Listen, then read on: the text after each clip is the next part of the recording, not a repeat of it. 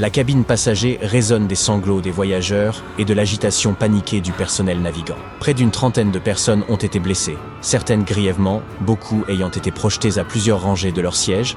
Une victime se retrouve même encastrée dans le plafond. Ce chaos résulte du passage de l'appareil dans une zone de très forte turbulence alors qu'il effectuait un vol entre l'Espagne et l'Uruguay. En conséquence, l'avion a dû être dérouté vers le Brésil. Fort heureusement, l'atterrissage s'est déroulé sans encombre et les blessés ont pu être conduits à l'hôpital. Ce type d'incident n'est pas une première. En mai 2024, un vol reliant Londres à Singapour a également été secoué par de violentes turbulences. De nombreuses personnes ont été blessées et une d'elles y a laissé la vie. Les trajets aériens semblent devenir plus agités et nous pourrions peut-être l'expliquer. Commençons par l'essentiel. Turbulence désigne les secousses ressenties à bord, causées par des mouvements d'air instables. Cela provient généralement de brusques variations dans la vitesse ou la direction du vent, souvent dues à des chaînes montagneuses, aux courants jet ou aux tempêtes. Les compagnies aériennes peuvent fréquemment anticiper ces zones et ajuster leur trajectoire. Les pilotes et l'équipage savent comment assurer la sécurité des passagers en cas de turbulence. Ces dernières peuvent être modérées ou provoquer de violentes secousses. Dans les situations les plus extrêmes, l'appareil peut momentanément perdre sa stabilité, voire subir des dommages. Chaque année, les compagnies aériennes doivent couvrir des coûts importants dus aux dégâts, aux retards et aux blessures causées par ce phénomène. Malgré l'angoisse suscitée, les turbulences donnent rarement lieu à des blessures graves ou à des décès. Entre 2009 et 2023, seuls 37 passagers et 146 membres d'équipage ont été sérieusement touchés. Dans le même temps, le nombre de vols annuels a bondi, passant de 26 à près de 40 millions aujourd'hui. L'intensification des turbulences, observée ces dernières années, s'explique en partie par les bouleversements climatiques. Des études récentes indiquent que les cas de turbulences sévères en air clair ont cru de 55% au-dessus de l'Atlantique Nord depuis 1969. Cette hausse s'observe ailleurs, notamment au-dessus des États-Unis, où se trouvent certains des couloirs aériens les plus fréquentés. Cette aggravation des turbulences se fait vivement sentir, telle une voiture heurtant un profond nid de poule à 100 km/h. Malheureusement, les turbulences sévères, notamment celles associées au courant jet, ces vents rapides qui ceinturent la planète, pourraient doubler, voire tripler, au cours des prochaines décennies, si le climat poursuit son évolution actuelle. Ce constat est d'autant plus préoccupant que ces vents jouent un rôle crucial dans le transport aérien, influençant la durée des trajets et la sécurité des vols.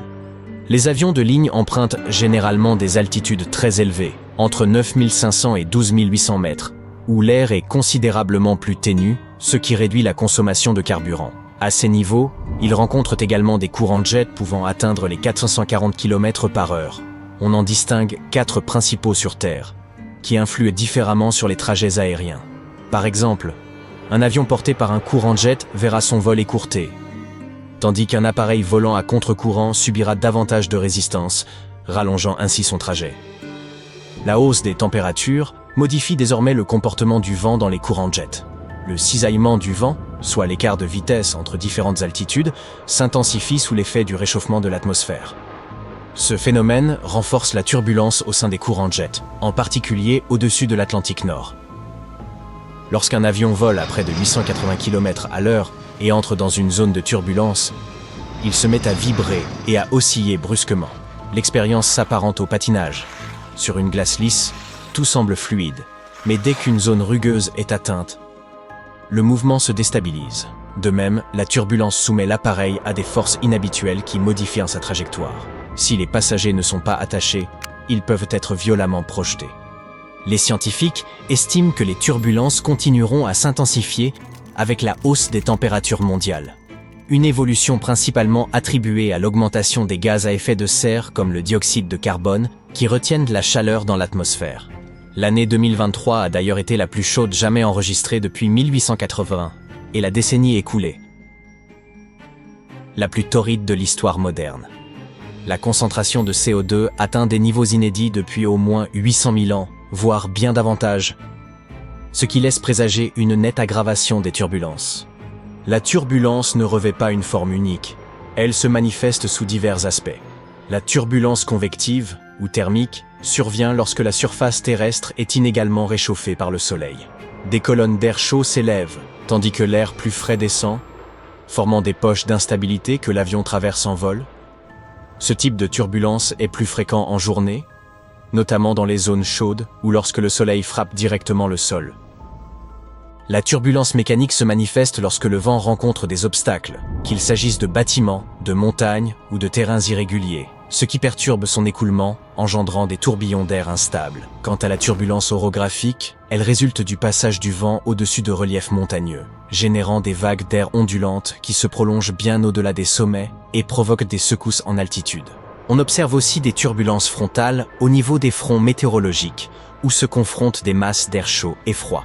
Cette rencontre crée des contrastes thermiques et de pression à l'origine de turbulences. Par ailleurs, tout avion génère un sillage turbulent, notamment autour des extrémités de ses ailes, où naissent de puissants tourbillons d'air en rotation. Lorsqu'un autre appareil s'aventure trop près dans ce sillage, il peut subir des secousses dues à cette turbulence résiduelle. Les orages sont eux aussi source de perturbations aériennes, et le plus inquiétant reste leur portée. Même à distance, une cellule orageuse massive peut influencer le vol d'un aéronef. Mais la forme de turbulence la plus redoutée demeure celle dite en air clair. Elle survient à haute altitude, dans un ciel apparemment dégagé, lorsque des courants d'air rapides croisent des masses d'air plus lentes, créant des variations brutales de direction et de vitesse. Ce type de turbulence étant invisible à l'œil nu, elles échappent souvent au radar comme aux satellites, ce qui les rend particulièrement traîtresses. Un cas notable de turbulence en air clair s'est produit en 2023. Un vol entre le Texas et l'Allemagne a brusquement chuté de 300 mètres alors que le personnel servait les repas. Passagers et équipage se déplacèrent dans la cabine au moment de l'incident. À l'arrivée, 7 personnes furent hospitalisées pour des blessures légères. Les pilotes disposent d'une solide formation et d'un éventail d'outils pour affronter ces aléas. Avant chaque vol, ils reçoivent un briefing météo détaillé leur permettant d'anticiper les conditions en altitude. Ces informations leur servent à planifier l'itinéraire le plus sûr. Un radar météorologique embarqué permet également de repérer les formations atmosphériques, comme les orages, susceptibles de causer des turbulences. Cela permet aux pilotes d'ajuster leur trajectoire afin d'éviter les zones perturbées. Par ailleurs, l'équipage des autres avions empruntant des couloirs similaires peut signaler les turbulences en temps réel, fournissant ainsi de précieuses indications. Lorsque des turbulences sont anticipées, les pilotes peuvent modifier l'altitude ou la trajectoire du vol afin de trouver une couche d'air plus stable. Ils coordonnent ces ajustements avec le contrôle aérien. Par ailleurs, certains dispositifs sophistiqués, comme le réseau IATA Turbulence Aware, diffusent en temps réel les données issues d'autres vols, offrant aux pilotes des informations précises sur les zones agitées. Les turbulences en air clair étant indétectables au radar, les pilotes s'appuient sur les bulletins météo, les observations transmises par d'autres avions et leur propre expérience pour contourner ces perturbations invisibles. D'ailleurs, afin de limiter l'inconfort des passagers, ils peuvent même réduire la vitesse de l'appareil en cas de conditions instables. Lorsque des turbulences de ciel clair surviennent, l'avion peut soudainement perdre de l'altitude, même brièvement. Ce phénomène s'explique par une perte de portance provoquée par une instabilité soudaine de l'air. Bien que de courte durée, la secousse peut être saisissante. Voici donc un point crucial à retenir. Gardez votre ceinture attachée en permanence, y compris lorsque le signal lumineux est éteint. Ne vous levez que pour des raisons impératives, comme un besoin médical ou un passage aux toilettes. C'est particulièrement vrai si vous empruntez la liaison aérienne entre Mendoza, en Argentine, et Santiago du Chili, un trajet réputé comme le plus turbulent au monde.